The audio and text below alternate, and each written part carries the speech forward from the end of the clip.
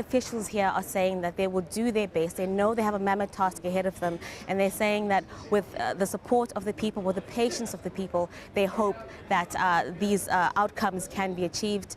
On Monday night, there will be celebrations here in the south. People are already celebrating. It's a momentous occasion. It's a historic occasion. But on the backs of everyone's mind, they know that the road ahead will not be easy. Well, joining me now from New York is Suleiman Baldo. He's an expert on conflict resolution and the Africa Director for the International Center for Transitional Justice. Thank you for being with us, Suleiman Baldo. Are you surprised that in a country with the history of Sudan's conflict, that such an event, such an enormous political decision, was taken so smoothly and so peacefully? I was expecting it, but frankly, it is still a surprise that the referendum operations went so peacefully and so efficiently. Also, let's note there were no major technical problems in the conduct of the operation. Do you expect the peace and the smooth political process to continue? I expect the road ahead will be even more difficult, because the South is not going to be formally independent until July 9th. Between now and then, issues for demarcating the border between North and South, sharing the revenue from the oil, the issue of citizenship have to be resolved between the government in Khartoum and the regional government of South Sudan. And there have been very tough negotiations already going on. They have yet to conclude, and the time is running out. These are very fundamental issues to the whole question, aren't they? Issues of citizenship, of borders, and crucially of the natural resources of the country. Why is it that we've taken the step to split before actually working out a way in which that split can be amicably achieved? Because these are bound to cause problems, aren't they?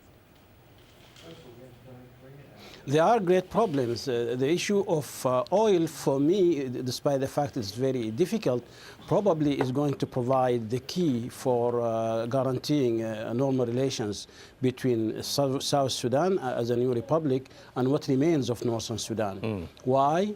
Because most of the known reserve of the oil are in Southern Sudan, while the pipelines and the refineries and the export facilities are all in the north. So the two governments, in a way, are condemned to cooperate despite their reflexes and instincts.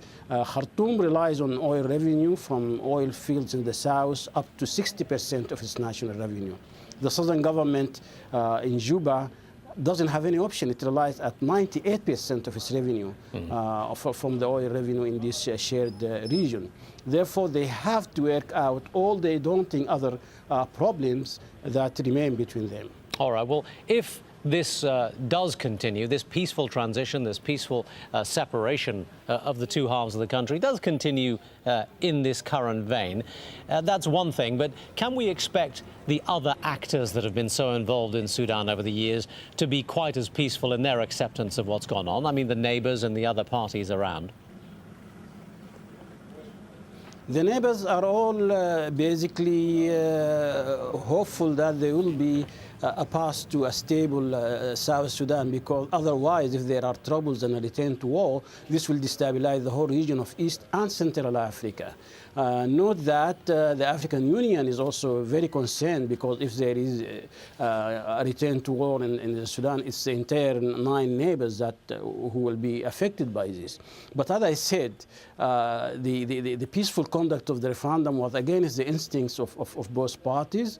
For the South, the referendum has created a sense of unity, of common purpose, of a sense of direction, that now the vote is over and the result is known, will now subside, and all the problems within South Sudan will surface, of regional problems, ethnic problems, and political disaffection with the ruling party, the Sudan People Liberation Movement. Right. In the north, also, Khartoum is being blamed by the population for having lost South Sudan. They don't blame the South for voting for independence, but blame Khartoum for not having made unity attractive for Southerners. And there is mounting pressure on the ruling party there. People now are hopeful that they will be able to dislodge an autocratic regime that has been very repressive, the same way the Tunisians have done in Tunis and in Midan al-Tahrir in Egypt as well. So the political tensions are rising in the north, and therefore there are expectations of trouble both in the north and the south. Suleiman Baldo, we'll leave it there. Thank you for talking to us. Now, the founder of WikiLeaks, Julian Assange, has been in court in the UK fighting extradition to Sweden, where police want to question him over accusations of sexual assault. His defence lawyer believes it will be a flagrant denial of justice if that extradition goes ahead. Lawrence Lee reports. Arriving at court, Julian Assange looked relaxed and less tense than he sometimes does, surrounded by high-profile celebrities, human rights supporters, and urged on by a group of young protesters who see the dark hand of the CIA behind this rape case. His team had tried to steal a march on the prosecutors by publishing his defence against the allegations online, all very WikiLeaks, and they sought to dismantle the extradition case. His defence team argues the Swedish prosecutor doesn't have the right to issue a European arrest warrant. They're concerned the trial would be held in secret with no chance of open justice. They also call it an abuse of process because Assange has offered himself for questioning but was turned down. They also argue Assange is the victim of illegal, corrupt behaviour by the Swedish prosecutors and that any extradition could lead to his deportation to the United States, where he could face the death penalty. The prosecution insists Assange did use violence in his sexual activities in Sweden and tried to play down fears that the case is a ruse to clear the way for an extradition to the United States. The defence team here have started to produce witnesses to try to undermine the extradition case against Julian Assange. Their first, a female retired Swedish judge who says she had more than 30 years' experience in criminal law. She said she regarded the prosecutor's evidence in Sweden against Assange as peculiar and malicious, and the prosecutor as having biased views against men. Yet when the prosecutor here tried to ask her questions, she suddenly found it very difficult to explain Swedish law in English, or even at times to understand some of the questions. Another witness suggested one of the alleged victims had changed her story. That 48 hours after the crime, the alleged crime, she volunteered to become Julian Assange's personal press secretary. The story given to the police does not bring up those instances. And Assange himself told the media he was feeling more confidence, and so did his supporters. 5.5 months. We have been in a condition where a black box has been applied to my life. And on the outside of that black box has been written the word rape. That box is now, thanks to an open court process, being opened. And I hope over the next day we will see that that box is in fact empty and has nothing to do with the words that are on the outside of it. I think that some of the evidence came through, which is a very good news, that the truth is emerging. The hearing is scheduled to end on Tuesday. There may or there may not be a final ruling on the extradition. Lawrence Lee, Al Jazeera in London.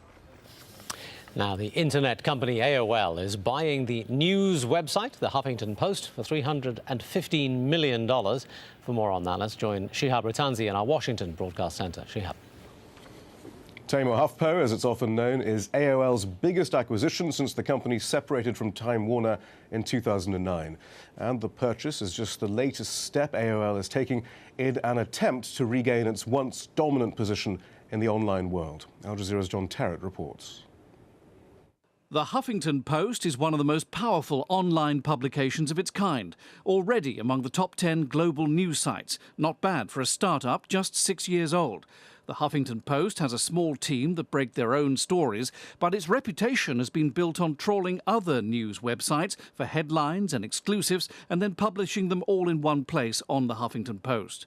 You can send me anything, Ariana@HuffingtonPost.com. The site gets its name from founder Ariana Huffington, the one-time Greek shipping heiress turned astute businesswoman who will join the board of AOL as part of the deal. By adding the Huffington Post to its growing stable of websites like MapQuest and the ultra-local news-based Patch.com, AOL is hoping to attract more eyeballs to its own struggling site. I know there's going to be some speculation. AOL's been having a tough time after it was dumped by Time Warner when their much-trumpeted merger from year 2000 fell apart. AOL's revenue from online commercials and dial-up connections shrank sharply in 2010, and it hopes that by building up its portfolio